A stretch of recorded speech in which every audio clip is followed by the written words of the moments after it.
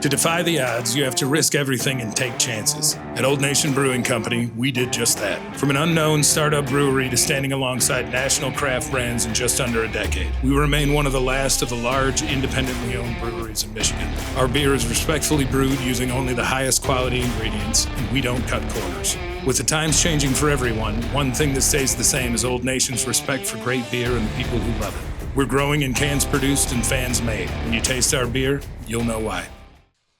Draft thoughts, open lines. Now, we're going to guide the conversation, but I want you to feel very comfortable with any draft thoughts about your Detroit Lions, both last night and who they selected, or looking forward into today. Now, yesterday, we did our show, and I said, look, I'll take the futile fool's errand of trying to figure out Brad Holmes. And I said, I think it's going to be IBG, interior big guy.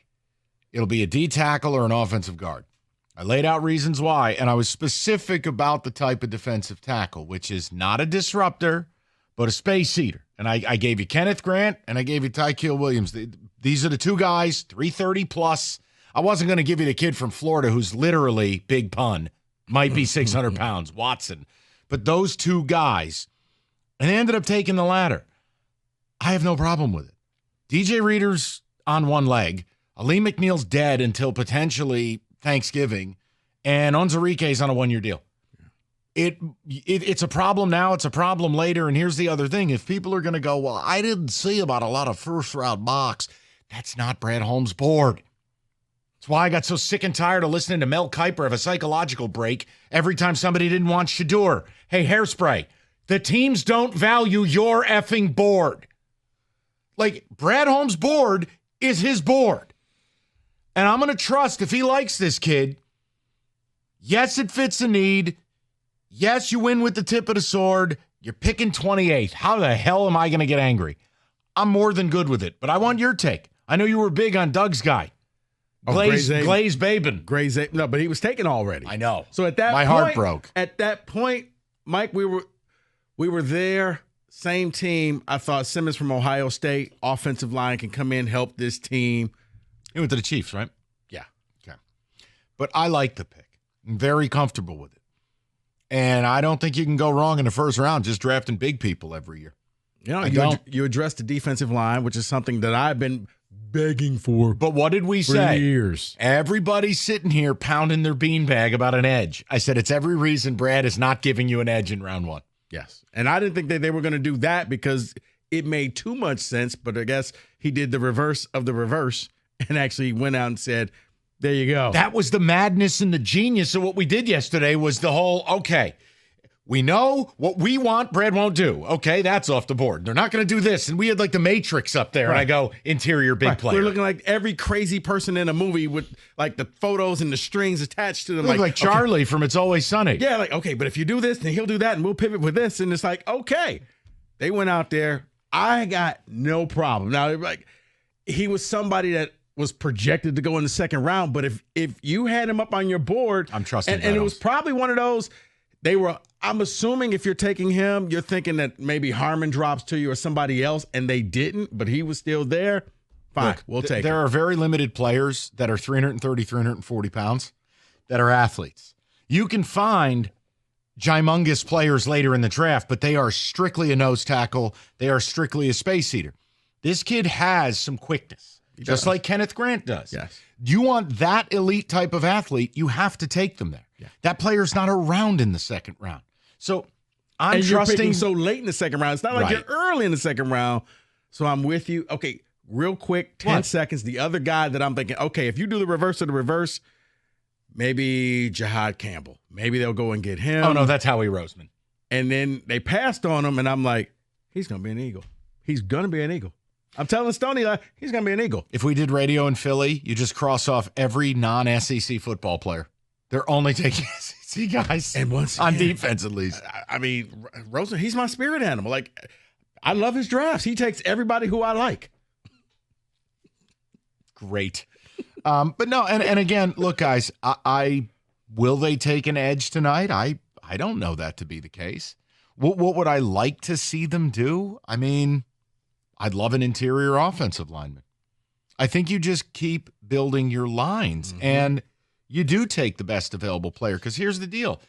Like, I don't know where you stand on this, but the idea of, okay, I must take an edge in the second round. Well, if it's the 16th rated edge or it's the 7th rated guard on your board, it's a no-brainer to me. I'm taking the guard. And Brad Holmes continues to reinforce he's going to stick to his board. Would it shock me if they moved up tonight? Maybe he's got a first-round grade on somebody? Right. Oh, nothing will surprise me. But no, I'm not sitting here going, they will absolutely do nothing that you want. Because they're just going to do what they do. You're right. At the point, using your example, you're at the 16th best edge. There's no difference between 16 and 19. Now you're in the experimental range. Hopefully we can turn this guy into a player. So let's just get the best players who we know can hit the field right now running. That's what I want to see. So who are they going to take? I would like to see somebody who could be versatile at guard, tackle spot in case anything happens, that you can, move them around. That's what I would go with the second pick of the draft. I'm okay if you don't go for any toys, any receivers, anything like that. Now maybe tight end, third round. Oh, God, no. They got multiple third rounders. Oh, God. That's Listen, why. I want to know what people want. It doesn't matter what I want. David, you're looking blankly at the sky. What's going on? Talk to me. What have I said that offended you? You didn't say anything. Congratulations on passing on Shedeur, by the way. He's coming. It's like a boomerang. He's coming back. No, he's not. We don't have a second-round pick. Doesn't Cleveland just take it? So he's not coming around. Okay, David, here's the thing. I think if he doesn't go to New Orleans, he's still going to be there in the third round. Oh, man, Mel Kiper's going to need a psych ward. I mean, Tut. You'll know real quick in about the first 30 minutes of the draft, he may be there for the third round, which is still tonight. I'll save my Shedeur. I have an entire presentation because people never can just keep the main thing. They always got to make stuff up. You got to be racist today, man. Exactly. There you go. If you don't like Shedeur, you're a racist. You're a hater. Oh, one anonymous coach derailed this kid. There you go. Okay, space cheese. Or he's not that good, and his talent isn't good enough to deal with his bleep-hole dad. That might also be, like the crazy hot scale the comedians use. Yeah. Here's an idea. Talent, pain, and ass. Well, those two things don't line up. Very racist. You're a racist. I know. The biggest racist. I know. Gonna have you out here. I'm gonna have to turn you into Jerry Maguire. Mike, say goodness. I love black people. Once again, I would just ask the question, what does Shedeur do at an elite level? Does he have a plus arm? No. Does he have plus mobility? No. What? Oh, here's the other thing. He thinks he's God's gift to football. He rolls into your building and says, I'll change everything around. Even look at his draft night setup. What are we doing? Save it. Okay. I'm sorry. Lions draft. Wow. Tyleik Williams. Sorry. ID, whatever you said. David from the clouds just dunked on all of us. You know what? He's right, though. Yeah. Because I'm very passionate about this, because I got tired of being berated last night on the television that if I didn't want Shedeur, I was a crackhead. No, he's not that good, and 32 teams decided we don't want him. Well, we had to cancel our orders because we had Shedeur jerseys. So, sorry, David. Lions draft pick, 248. Go ahead. We got a couple open lines. I'd love to. I'm sorry, David. I apologize. You know what? I'm sorry I'm passionate about things.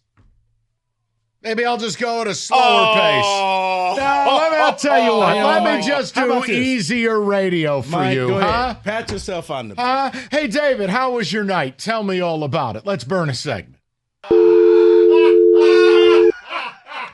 How about you know what? We should break down potential 6th-round selections. Kenny, did you go to your niece's ball game? What was it like, huh? They won 6-2. The best ball game. I'm sorry. Kenny, how many times did you say shoot the puck last night? A lot of times. A lot of shoot the puck. All right, please. You're turning into Louis Anderson now. I don't know what the hell's going on. Turn it off. All right, stop. Read.